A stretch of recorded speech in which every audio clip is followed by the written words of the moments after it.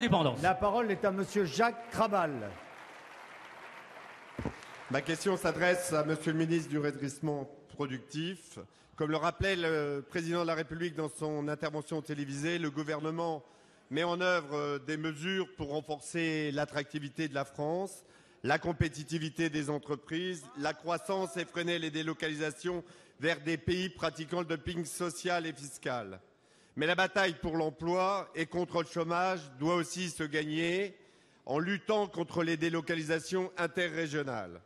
Le territoire de ma circonscription rurale est menacé par la fermeture d'une laiterie à Rozay-Saint-Albin dans l'Aisne, Pommery, filiale du groupe Andros. Le plan de sauvegarde de l'emploi ne sera ouvert qu'à partir du 17 septembre.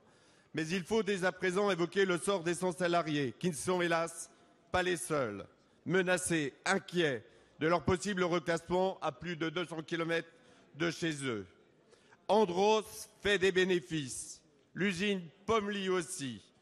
Si le groupe Andros est ce qu'il est, c'est parce que des salariés ont travaillé à son développement.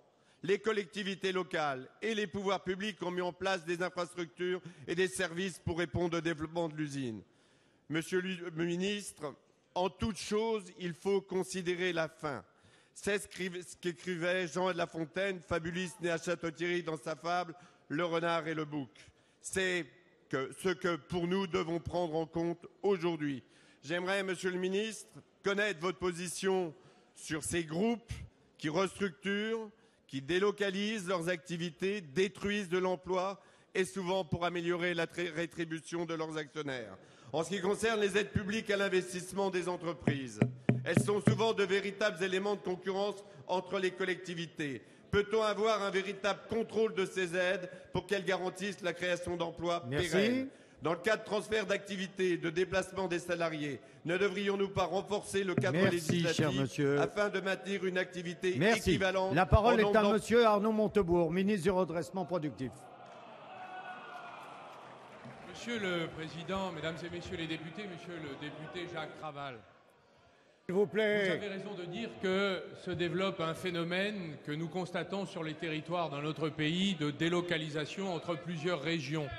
Une sorte de concurrence à l'intérieur de notre pays se développe parfois, sur la base d'ailleurs d'aides publiques différenciées. Le gouvernement ne peut pas accepter qu'on subventionne par des aides publiques l'installation d'une entreprise dans tel territoire au détriment de la destruction d'emplois dans tel autre. C'est une des raisons pour lesquelles nous souhaitons et nous envisageons d'augmenter la vigilance, la transparence et le contrôle sur ces aides publiques de manière à ce que, au minimum, entre les territoires français, nous puissions nous mettre d'accord sur le niveau d'aide et de soutien à des implantations d'entreprises. De manière plus générale, s'agissant des délocalisations de sites viables et rentables, la grande conférence sociale a mis sur la table, dans le dialogue des partenaires sociaux, un projet visant, et cela fait partie des projets que beaucoup de parlementaires, aujourd'hui dans la majorité, avaient défendu dans l'opposition, un projet visant à encourager la reprise de sites rentables et viables. La discussion entre les partenaires sociaux est engagée. Si celle-ci n'aboutit pas, il va de soi que le gouvernement prendra ses responsabilités. Et je crois savoir que d'ailleurs les groupes parlementaires se sont penchés sur l'ajustement final de ce projet. Les auditions sont en cours. Nous nous en réjouissons. Nous ne pouvons pas ne pas demander aussi un effort aux actionnaires lorsque finalement leurs implantations sont rémunérées, de la même manière que des efforts sont souvent demandés aux salariés ou au gouvernement.